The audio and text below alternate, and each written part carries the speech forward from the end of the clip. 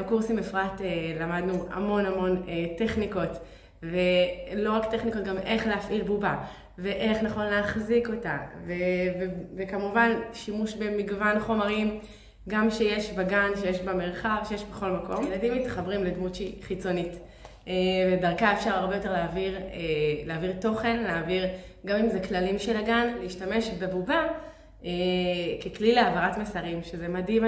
צב נכנס לתמונה, והוא סיפר לילדים כמה הוא ראה בזמן החצר, שחבר חטף משחק לחבר וזה לא היה לו נעים, ואז הוא מביא גם דוגמה מהחיים שלו. ילדים באמת גם כל הזמן חיכו לו, יום אחרי יום חיכו ורצו, הבאת אותו היום, סתם איזה קורס חד פעמי, איזה משהו שהוא בסדר, קיבלתי, הלכתי, אני לוקחת או לא לוקחת.